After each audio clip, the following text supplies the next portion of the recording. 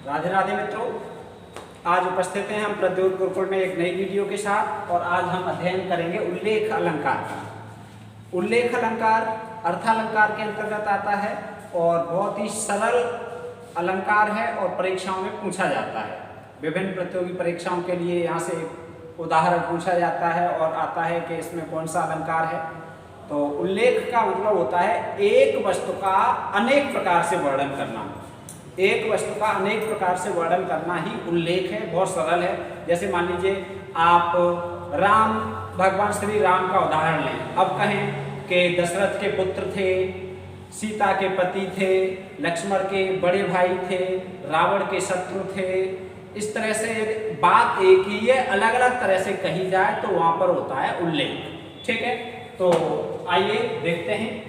जहां एक वस्तु का वर्णन अनेक प्रकार से किया जाए वहां उल्लेख अलंकार होता है। तू रूप है किरण में, सौंदर्य है सुमन में, तू प्राण है पवन में, विस्तार है गगन में।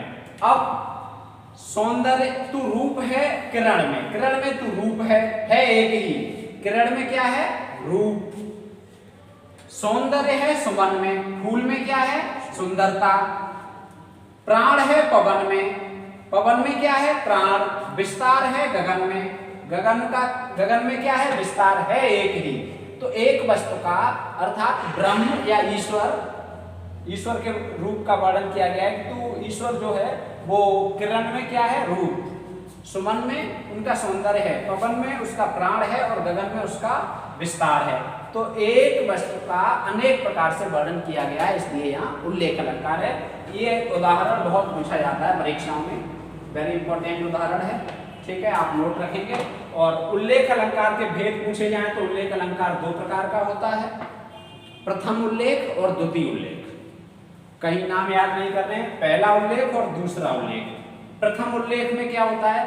जहां एक ही व्यक्ति द्वारा किसी विषय का अनेक रूपों में वर्णन हो। ध्यान रखना, एक व्यक्ति किसी व्यक्ति का या वस्तु का अनेक रूप से वर्णन करे, एक व्यक्ति अनेक रूप से वर्णन करे किसी विषय का, वहां पर प्रथम उल्लेख। जैसे हम सागर के धवल हास हैं, जल के धूम गगन की धूल, अनिल फेन उषा के पल्लव, वार वसन वसुधा के फूल। ठीक है, एक ही है, अनेक प्रकार से वर्णन है। हम सागर के धवल हास हैं, धवल हास स्वच्छ हंसी है सागर की, जल के धूम, ठीक है, गगन की धूल, अनिल फेन, उषा के पल्लव, वार वसन वसुधा के मूल। एक वस्तु का एक व्यक्ति अनेक रूप से वर्णन कर रहा है, इसलिए क्या है यहाँ पर प्रथम उल्लेख। द्वितीय उल्लेख में क्या होता है? जहां एक विषय का अनेक व्यक्ति अनेक प्रकार से वर्णन करें। अनेक व्यक्ति, यहाँ एक व्यक्ति कर रहा था अनेक प्रकार से, और यहाँ अनेक व्यक्ति अनेक प्रकार से वर्णन कर रहे हैं, तो वहां द्वितीय उल्लेख होता है। जैसे जाकी रही भावना जैसी, प्रभु मूरत देखी तिन तैसी, देखें भूप महारन धीरा, और राम मनहु वीर रस धरे शरीरा। यदि यहाँ पूछा जाए तो मनहु आ गया, और इससे पहले आपको उत्प्रेक्षा में बताया था जहां मनहु आए वहां पर उत्प्रेक्षा अलंकार होगा। तो मनहु के संदर्भ में यहाँ उत्प्रेक्षा अलंकार भी है। ठीक है, और अलग अलग तरह से वर्णन किया जाने के कारण यहाँ पर द्वितीय उल्लेख है। उल्लेख अलंकार भी है और उत्प्रेक्षा भी। यदि विकल्प में आ जाए जाकी रही भावना जैसी, प्रभु मूरत देखी तिन तैसी, और देखें भूप महारन धीरा, मनहु वीर रस धरे शरीरा, इन पंक्तियों में कौन सा अलंकार है? अब वो विकल्प बना दें, कौन सा अलंकार है? पहले नंबर पे रख देंगे वो उत्प्रेक्षा। ठीक है, और दूसरे नंबर पे उन्होंने रख दिया बी विकल्प पे कि आपका उल्लेख। ठीक, तीसरे पे लिख दिया ए और बी दोनों सही। ठीक है, दोनों सही। और डी पे लिख दिया इनमें से कोई नहीं, या कोई दूसरा नाम लिख दिया।